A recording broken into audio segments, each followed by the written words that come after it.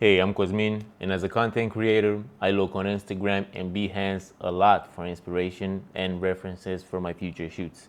Looking on social media has become increasingly difficult today to distinguish between photography and composites.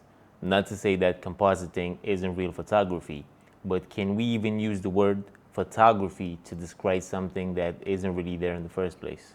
A composite is a photograph made by combining several distinct photographs into a single image. I wouldn't describe myself as a photography purist, especially when most of my work when it comes to images is compositing. And even though I try not to edit my images quite that much, there are times where I must listen to my clients and provide what they need. And two, I just really want to see how far I can push an image. I think it's rare that a professional photographer will say that his or her images are composites. Most of us just refer to them as images, photograph, edits. From what I've seen from experience, clients are becoming less attracted at a photographer's skill or talent, the thing he uses to create images in camera, and more attracted to a content creator's skill at making basically a fantasy world. I'm guilty of this too. Most of my images are not what was there in real life, but more of what was there in my mind when I took the shot. So, are photographers under any obligation to declare the reality of what they post? Is it now the case of what is real is no longer beautiful, or does this make you less of a photographer? First of all, we have to see what makes a good composite, what makes a good edit. There are things, of course, like shadows, highlights, lighting, perspective, depth of field. This is time consuming work. I am by no means an expert at this. I respect it as a craft. I don't believe it makes you less of a photographer. I just think it makes you a different type of photographer. For example, when it comes to compositing, if we look at these images, the first is an image of a woman in the field, but what makes this interesting is this halo of texture and material similar to the coat she has on. It's obviously photoshopped.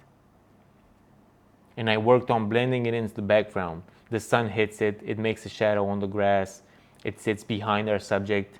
And even though it's been placed there in post-processing and you can tell that, you can't go, well, that's photoshopped, because that's obvious. I just don't want the response of the viewer to be, that's a bad Photoshop. If it's strange, it's okay. If you like it, it's okay. Like and scroll away. Another image of the same model is this Instagram shot with a nuclear blast behind her. Again, we don't go around shooting people in 1945. It's obviously photoshopped, but it's strange. It was taken during the pandemic where I felt like every cough and sign of a cold was horrible, and even if you had a runny nose, you were infected. And that's just what I wanted to capture, symptoms of disaster, if you will. But the question is, how much can you manipulate an image? And how much should we be allowed to? And what are the limits? Photography purists will say that an image should never be altered, and all images should retain their originality. On the other side of the extreme, you've got people that take no shame in editing their photos. But is there a sweet spot in the middle that satisfies photography ethics? I believe there is, but that's not an easy answer. Because in order to answer that, you have to look at different photography genres in detail. But there's only two I want to talk about: documentary photography and fashion photography. When it comes to portrait photography, and especially fashion photography, this is without a doubt one of the most photoshopped genres of photography today. I believe 9 out of 10 images we look at today on the cover of every magazine is digitally altered.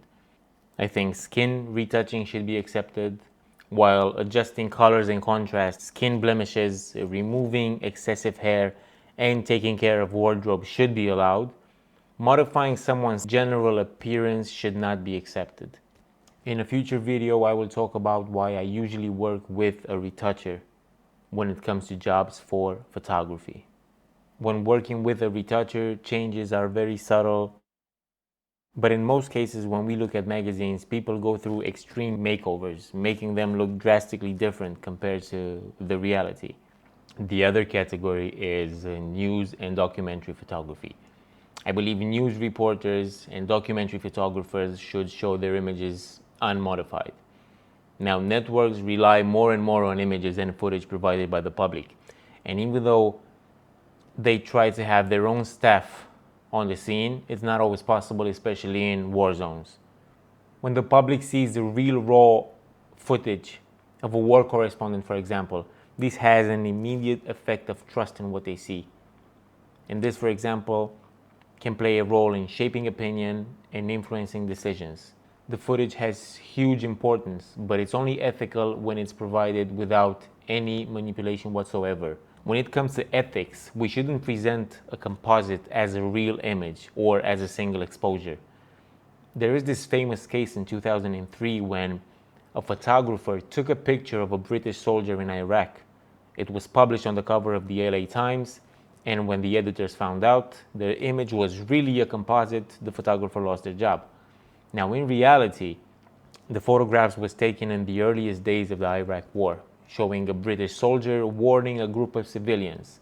The published photo is a composite of two images taken just seconds apart.